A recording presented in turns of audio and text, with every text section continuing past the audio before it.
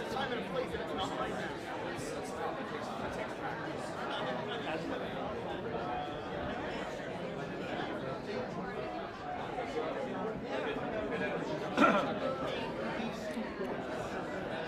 Which, that's what you should by the word intentional. Maybe after I'll show you. And so, the result of Martin's quotes in the poll, that's very different. It's called Everybody's And we're drinking at it. Wicked. Oh yeah, I got that all locked up. Why do I need to pay attention to it? Well, like Sanders was putting in all the... The thing is, like, this, history repeats itself in the primary. So I've got Michigan locked up, and she just didn't really pay attention to it. And Sanders, Martin Starr did a bunch of stuff there, and Sanders won. And it's a big surprise. I've got that locked up. And Trump Martin did a bunch of events there, and he won. It's like, you need to learn from your mistakes. It's one thing to make a mistake, yeah, I get it, you don't always do everything right. But you make a mistake, you're like, okay, that really, I need to try something else. Yeah, let's take it.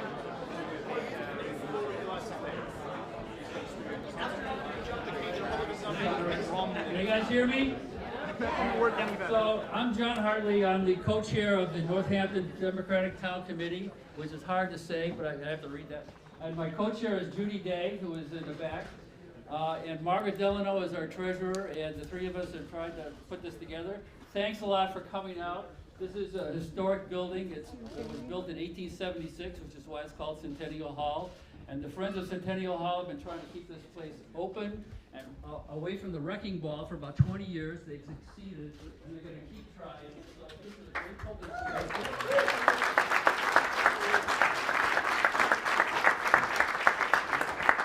So in addition to all of you, there's some local representatives here. Rennie Cushing is here from Hampton.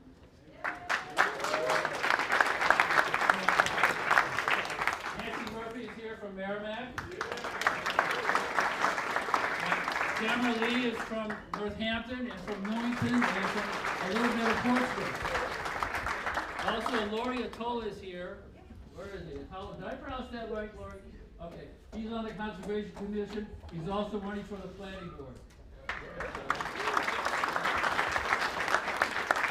So the candidate's going to give a speech, as you might imagine. And then we're going to have a little question and answer afterwards. After it's all over, if anybody would like to take a tour of the building, there are people here from the Friends of Centennial Hall who would be more than happy to take you around. I did it a couple days ago. It's a great space to see. So I'm going to have Mackenzie Murphy. Where's Mackenzie?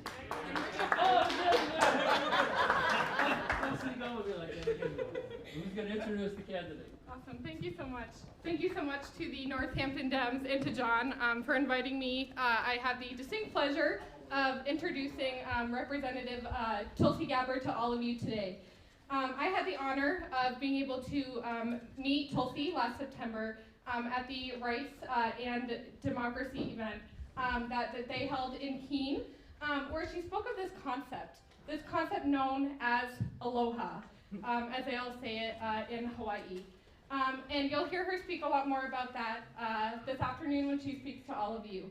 But this concept of aloha, in this time today where our nation, we are so divided, where our current administration is lacking the compassion, the respect that we should have for the people of our nation. Tulsi has provided me with a sense of hope, a sense of integrity for what our future could and will look like when we actually elect Tulsi Gabbard to office in 2020.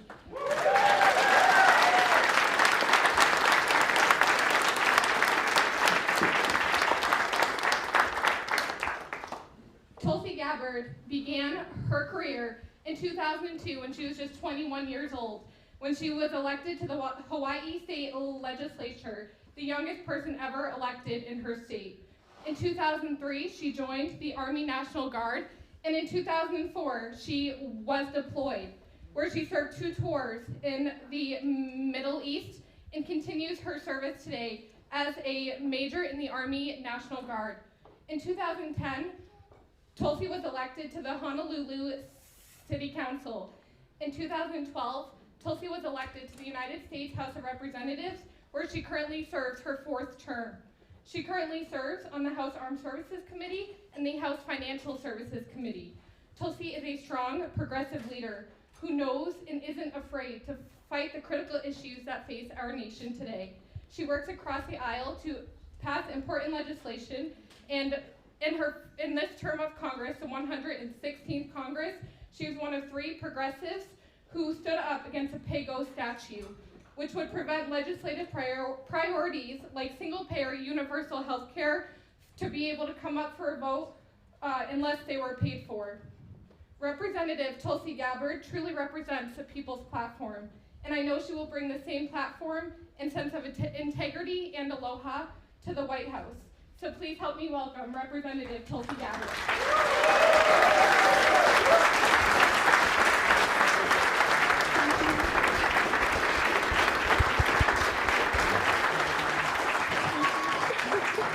Aloha. How about a round of applause for Mackenzie Murphy?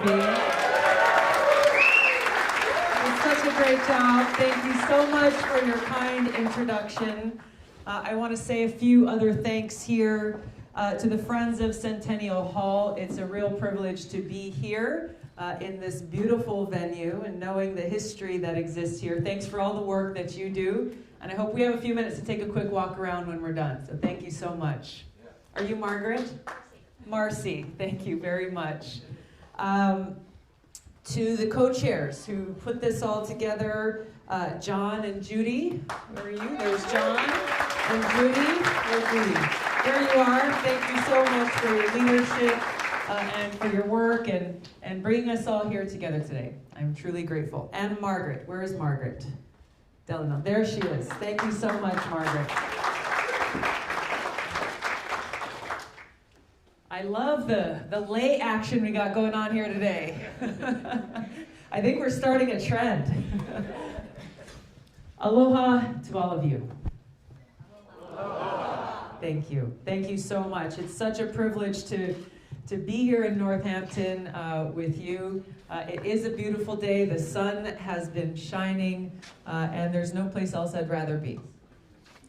Aloha is a word that, as Mackenzie said, is often used in Hawaii to greet each other, say hello and goodbye.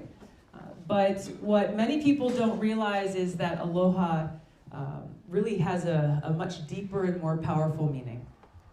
And that the reason we start our conversations with aloha, the reason why we start these gatherings with aloha is because of that meaning. It is a word that means I come to you with deep love and respect. This aloha is a recognition that we are all brothers and sisters, children of God, equal, standing together, going beyond some of the things that people tend to use to divide us. Aloha transcends the color of our skin, the way we worship, where we come from, how much money we make, where we went to school, who we vote for, who we love. These things that are used, unfortunately, in this day and age of politics to drive wedges between us as people. Aloha inspires us to transcend those divisions and to remember that we are all connected, that we are all brothers and sisters. To build those bridges, to overcome those divisions that are too often used by those who are powerful, self-serving politicians, seeking to gain more votes or more power for themselves by fomenting hatred and bigotry between us.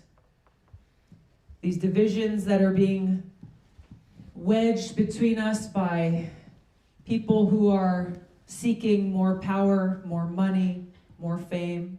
People who are motivated by a desire to serve themselves rather than to serve the people.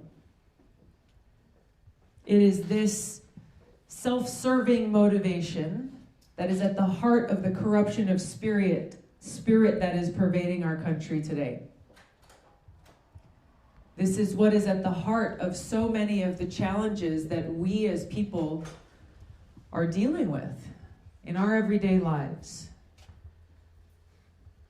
It is this corruption of spirit and this greed that is behind the reason why too many Americans are still not able to get the health care we need.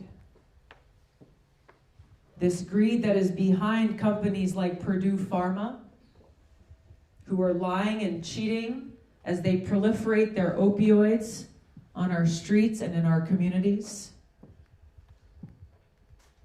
without being prosecuted for the lives that they have ruined and taken in the process, as they walk away with their pockets full. It is this corruption of spirit that is behind the private prison system that makes money on the backs of everyday Americans in our broken criminal justice system. We can go down the list of many of the challenges that we face, and we see this common cause of the problems that exist. This selfishness and this greed that really undermines the foundation of our democracy, the foundation and the vision for our country that our founders had for us. That we, the people, would have a government of, by, and for the people, with leaders who are elected to serve the people, to hear your voices and to share those voices and to fight for your needs. This is the vision that they laid out for our country, for our future.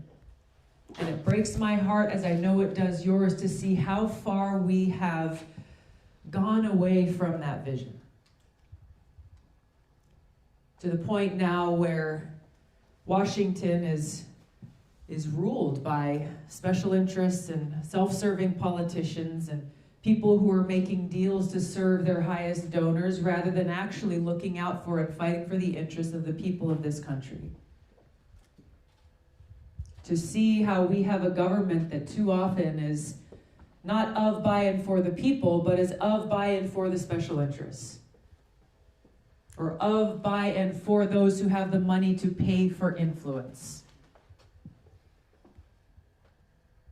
This is not who we are.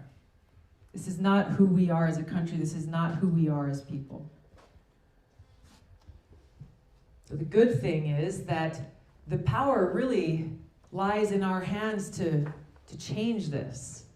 And even as we recognize the problem is self-serving politicians, people in positions of influence and power, this also leads us to the solution. The solution and the power that lies in our hands to make that change, to bring about a change of leadership, to bring about a change in culture of leadership that is focused on putting service above self, that is focused on putting service to the people and service to our country before all else. Now, almost 15 years ago, April makes 15 years for me, I enlisted in the Army National Guard.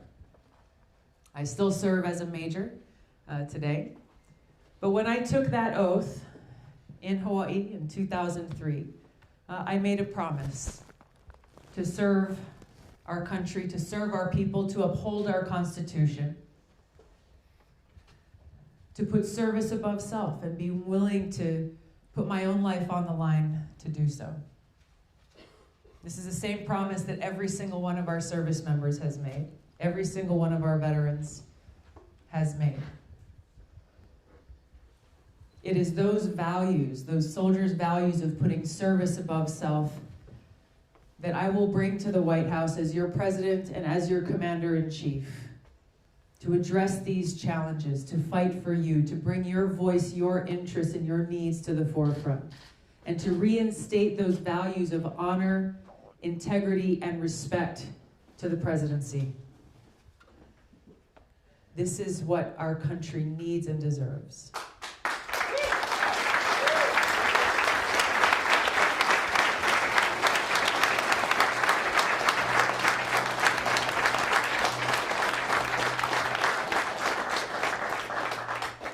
And by doing this, this is how we the people, can bring about those changes and bring about those real solutions to those challenges we face.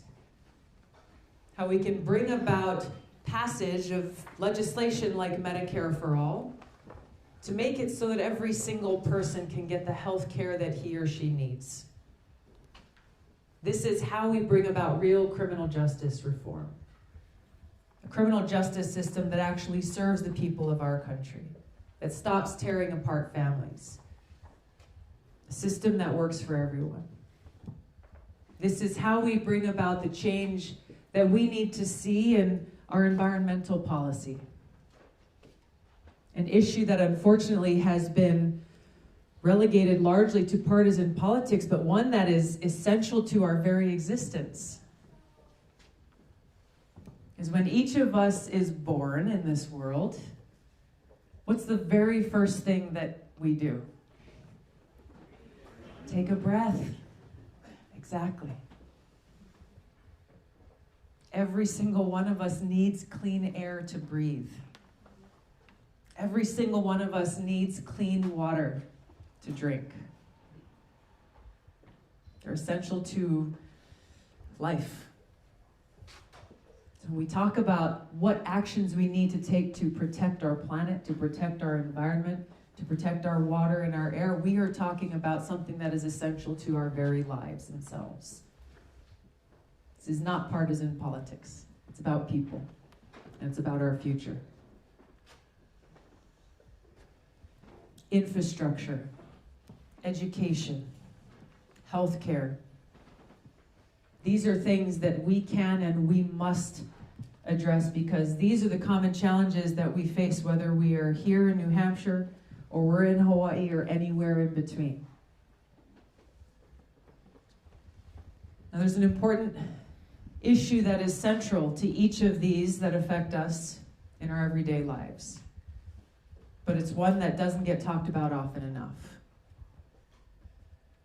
And that is the issue of regime change wars, new Cold War that we find ourselves in, and the fact that today, as we sit here, we're at a greater risk of nuclear catastrophe than ever before in history. This is central to all of these other challenges and issues that we're talking about. Why is that? There's two reasons. One is because of the trillions of dollars that we spend on these regime change wars, on this new nuclear arms race.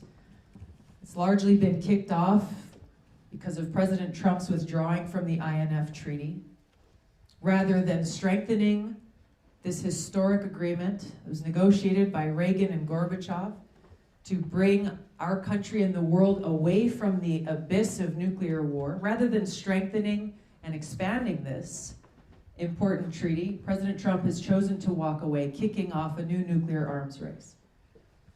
So these trillions of dollars that are being spent on these wars are dollars that are coming out of every single one of our pockets. Dollars that are not going to invest in our children's education.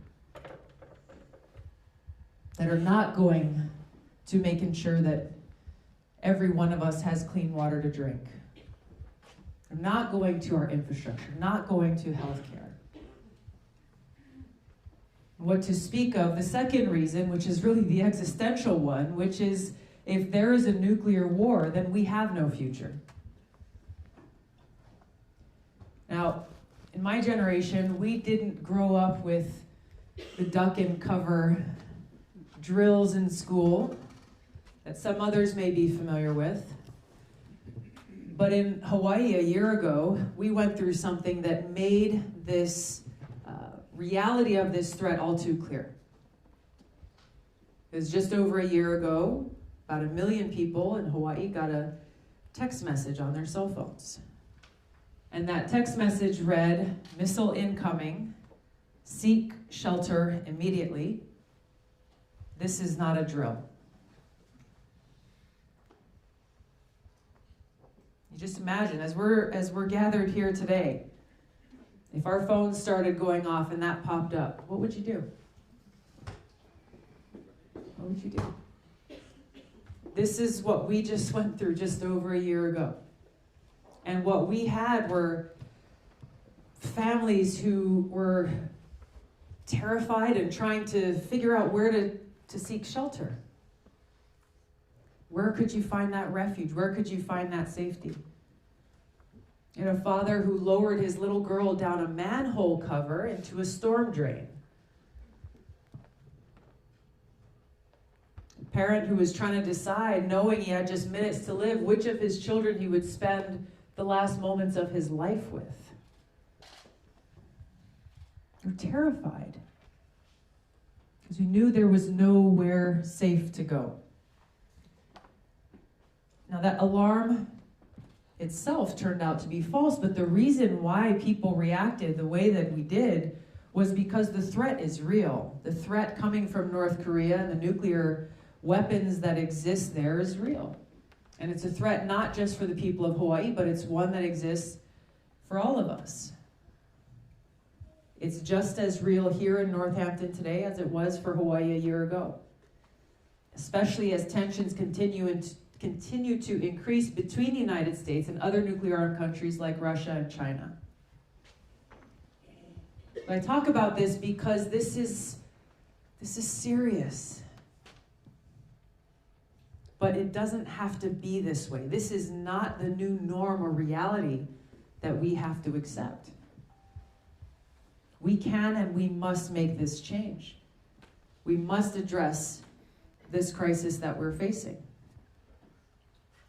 And that's my commitment and my promise to you as your president and as your commander-in-chief, to end these regime change wars, to work to end this new Cold War, to walk us back away from this abyss of nuclear war, and to take those dollars, to take your taxpayer dollars, and to make sure that they are being used to meet the needs of our people, our communities, our homes, right here.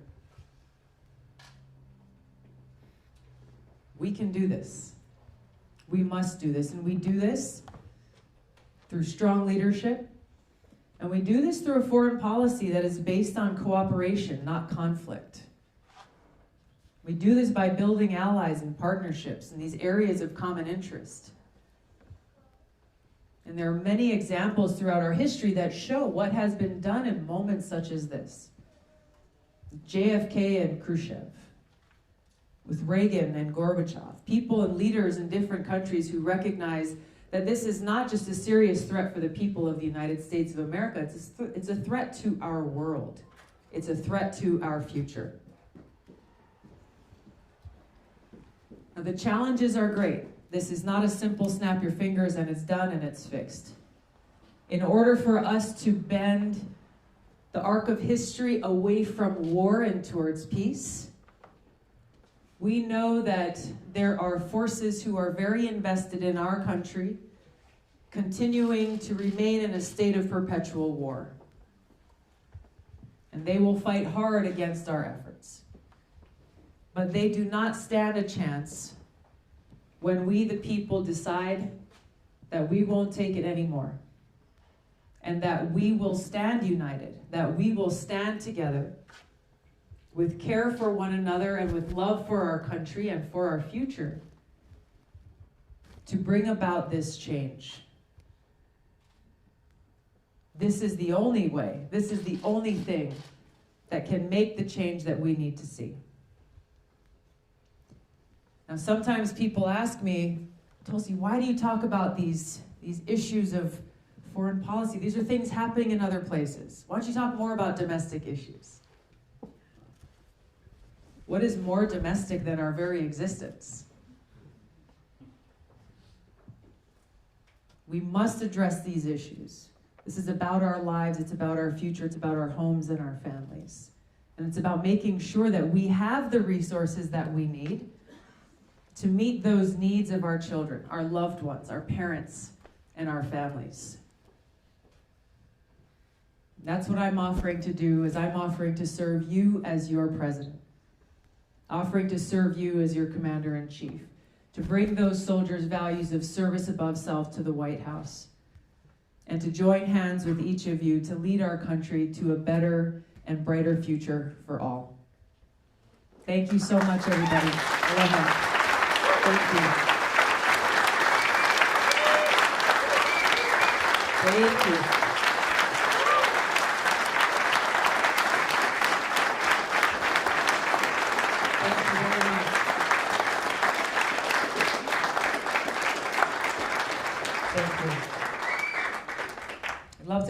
up to questions, comments, concerns. Yes. I know you started your career by running for the state house in Hawaii at age 21. I'm turning 21 later this year, and I'm planning next year to run for state house myself. Good. Do you have any advice?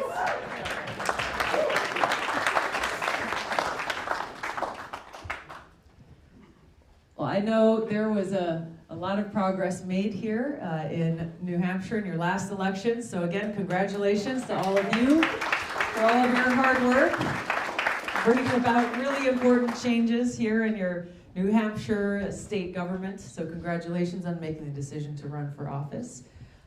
The most important qualification for someone who is looking to run for office, obviously there are nuts and bolts things that you've got to learn about and figure out how to do. But the most important qualification is that deep inside your heart, you are firmly grounded and rooted in a commitment to service and an understanding that it is not about you. It's not about any one of us as individuals, but it is about working to make that positive impact on those around you, to be of service to others. When I first decided to run, that was why I ran. I was really passionate and motivated by environmental issues, water protection and taking care of our home. And I had learned and experienced from a young age that I was always happiest when I was doing things for other people, rather than just trying to just have fun on my own.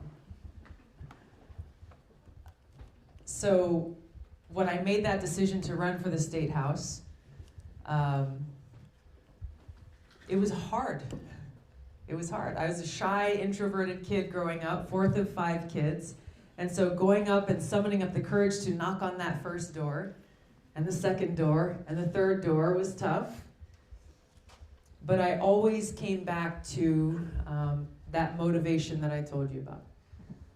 The understanding is not about me. It's about how can I offer whatever I have to serve others. So as long as you have that, and you never waver from that focus, then you'll do just fine. Thank you.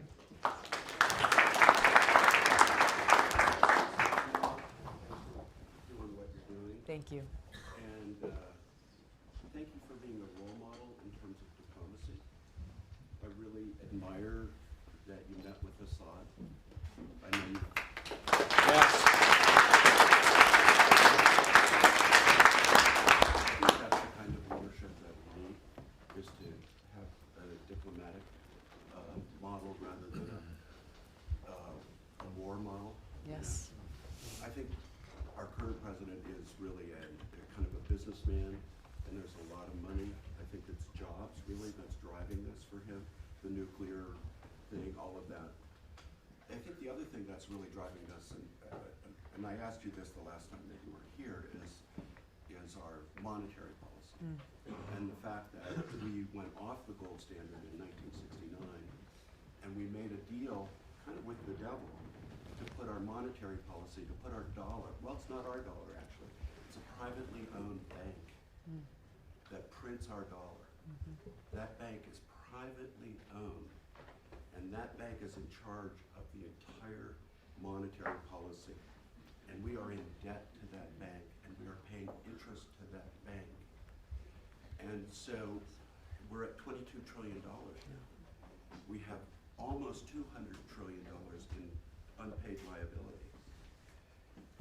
I think really monetary policy needs to be brought back into Congress. That's what we had a fiat dollar in the early United States, and the founders brought the dollar into Congress and said, put it on gold and silver. And now it's outsourced to a private bank that profits from well, it is a serious question. That's the question. Ask your question. You have limited time. It's a serious policy Yes. issue, and I haven't heard you address it, and I'd like to know where you are in terms of Sure. bringing monetary policy back in Yeah. the House Thank you. and stabilizing our economy. Yeah, thank you. I know you touched on a few different things there in your comments. I support and have supported legislation to audit the Fed. This isn't something that's moved through Congress, but it's something that I continue to support. I think gets to the heart of what you last, the issue that you raised in the closing. Overall, as we look at economic policy, we again see the problem here is that this policy is not shaped around how we can best serve the people, how our middle class can be empowered, and how we stop this downward spiral of income inequality where the haves are becoming increasingly fewer and far more powerful, and the have-nots are ever increasing even more.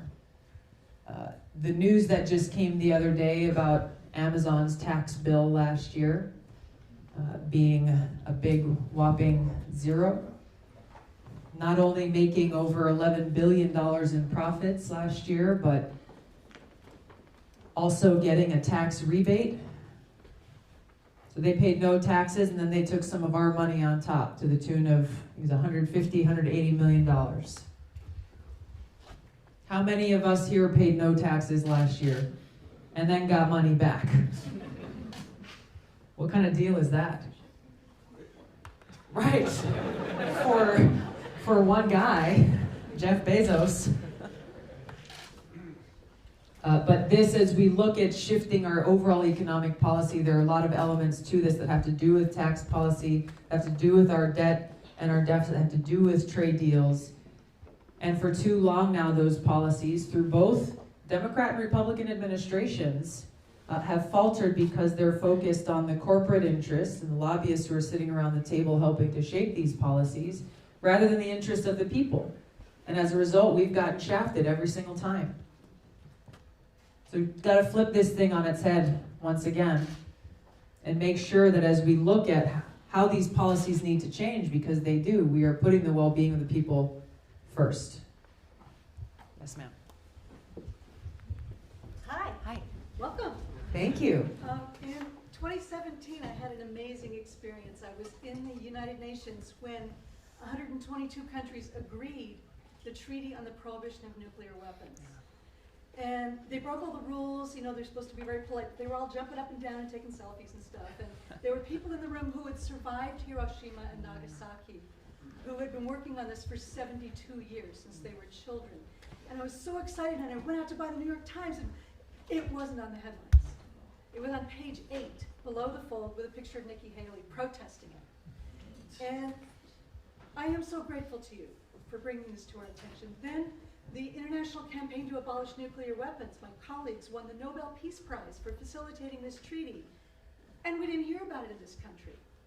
And you are putting it in the national discourse where it belongs. You're right, this is domestic. This is international. This is existence. That's right.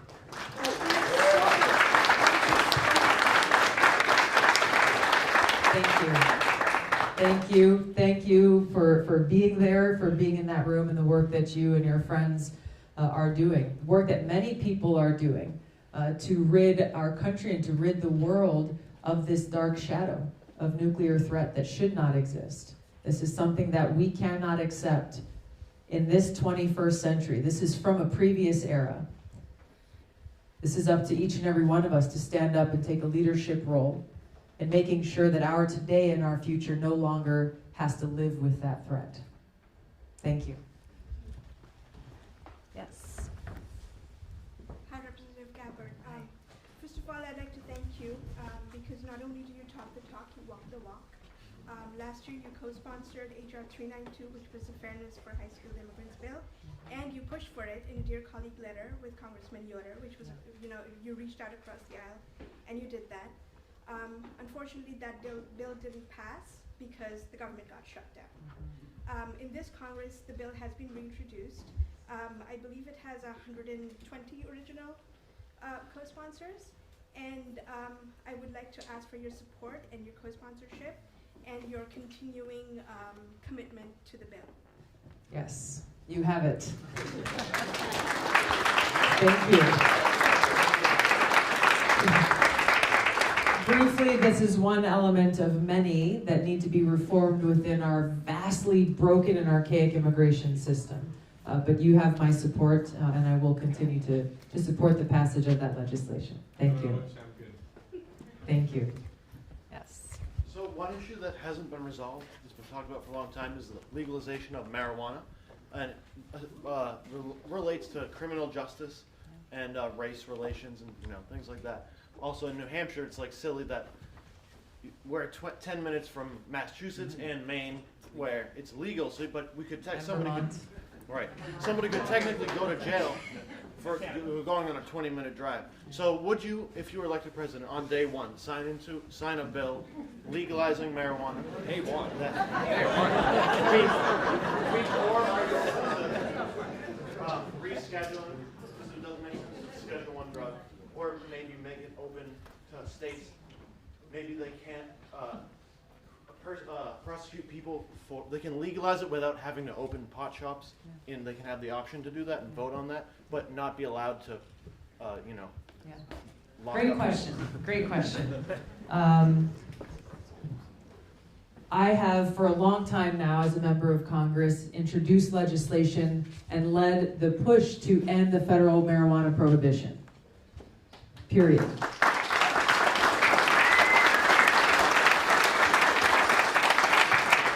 Not to reschedule it, but to end the federal marijuana prohibition. I believe in states' rights, and I think different states have passed different laws and rules and how they would like to, how they're approaching this issue. But to have this constant threat of federal prosecution on states like mine and Hawaii, and many others, the vast majority of states in this country have either legalized medicinal use of marijuana or some non-medicinal use. But because of this federal prohibition and this classification of marijuana as a Schedule I drug, small businesses, local community banks, and many others, just through the course of doing their business, are under threat of federal prosecution. Even more so under the previous Attorney General Jeff Sessions, who out and out made these threats regularly. This change needs to take place. I am pushing for it in Congress, and I will bring about this change and work with Congress to make that happen as president.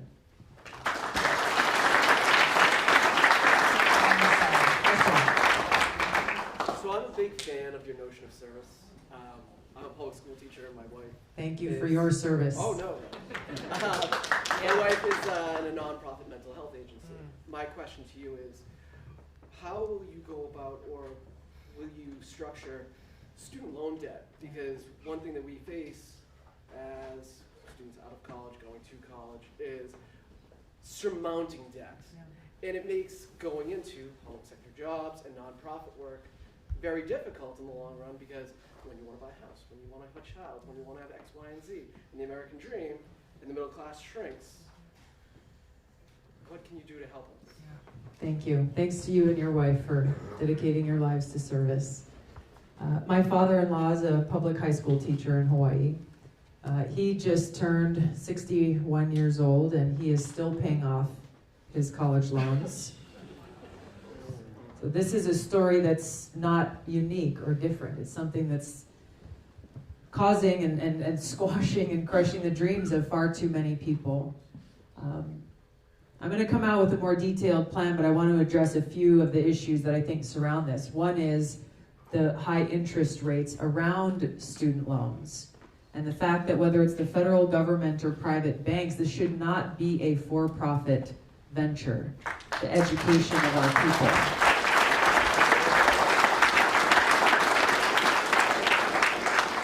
We have to address why the cost of education is skyrocketing and start to look at the root cause of this, whether it is in public institutions and especially private institutions. We have to look at how we are leveraging technology to create more access to higher education at little or no cost, and how we're addressing the vocational educational needs of people in our communities. There are a lot of folks who maybe don't choose the four-year degree path and instead would like to learn a skill. We have these needs in our community that need to be addressed and supported by our higher educational institutions. And the last thing I'll mention is we still have far too many people who are paying a lot of money for a great degree from a great school, then they graduate and they're not able to get a job in today's market. So the disconnect between our educational institutions and our employers and the job market is still too wide. So if we start to bring these elements together, bring people together so that there's some connectivity there, then I think we can start to see better outcomes. But we have to address each of these things in order to actually get to real solutions for this problem that's crushing so many people in difficult ways. Thank you. Owner from New England Kurdish American Association. My question is to you. The past 7 years, brave men and women, Kurdish men and women fight in northern Syria and northern Iraq with the AK-47 against sophisticated American weapons. We lost a lot of brave men and women for this war. Today, we become between Russia and U.S. and NATO allies. Turkey threatened the Kurds, and they want to leave us. And if you become a president, or if you today was president, what is your opinion about the Kurds? And we just have one-to-one. We never attack anybody. We wanted to just sleep, and we do a lot of run to the caves for the bombs come in and all our life in the centuries. Thank you. Thank you for your question. I've met with Kurdish leaders from the northern part of Syria and heard directly from them and heard about their bravery and their courage in fighting against ISIS in Syria. Our troops have been deployed to Syria now for a few years to support the Kurds who have been the primary ground force fighting against ISIS.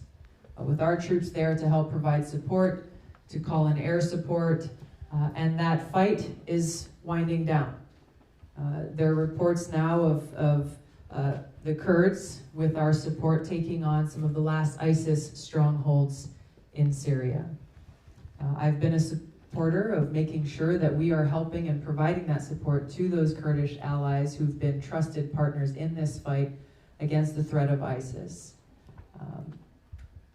After that mission is complete, that our soldiers are there for, then we need to bring them home in a way that is responsible, not in a way that pulls them out overnight, leaving our Kurdish partners to Turkey's slaughter. Erdogan of Turkey has made these threats over and over, has launched attacks against our Kurdish allies there. And we need to make sure that our withdrawal from Syria is done in a responsible way that allows the Kurds to build the security agreements that I know they're already working on, to make sure that that outcome does not happen with Turkey. As I mentioned to you earlier, I met with Ms. Ilhan Ahmed when she was here. She's one of the co-leaders of the Syrian Democratic Council in the Kurdish part of Syria. And she shared with me how they never expected U.S. troops to stay there indefinitely, even as some in this administration have advocated for. And she said, we don't want U.S. troops to stay there indefinitely. We don't want them there forever. There is a strong sense of pride and self-determination there. But again, the withdrawal of U.S. troops has to be done in a responsible way and should be done once that mission of defeating ISIS is complete. Thank you so much. Thank you. Sorry to interrupt. We have to bring this to a close. I want to ask for a round of applause for Congresswoman Gabbard for coming. Thank you very much. Thank you all so much. Aloha.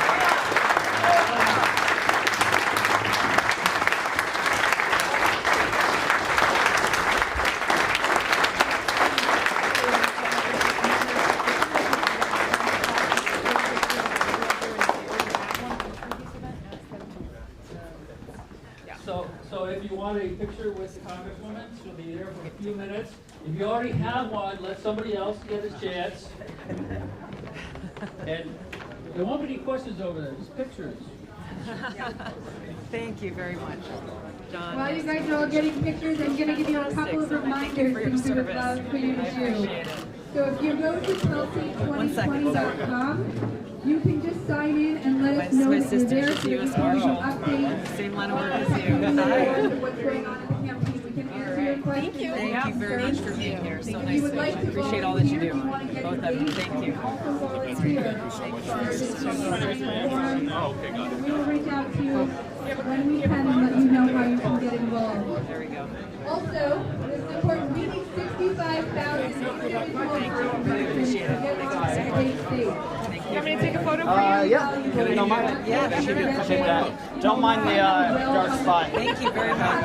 Camera on its way out. That's okay. I would try to reach you. I don't know how to reach you, but I wrote to you about that and about the INF bill that you. Wow. Okay, good. Because I just saw that and I just happened to be in the picture. And I would love to talk more. I don't know. Great. Well, your contact information is here. Then get in touch. Yeah. Okay. Great. Thank you so much. Hey, Congresswoman. Thank you. How are you? Good. Thank you. Appreciate it. Much. Good luck. Appreciate you. Thank you. Get a picture? Yeah, thanks. All right.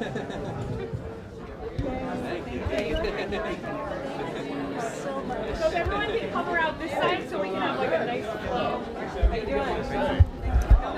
Yeah, my vote. Thank you. So we'll take several. Well, I'm taking 4 years. That was a great question. No, you big people. Only one place at one time. Yeah, I did. I was at Marianne Williams. Wow. Yeah, down in the trenches.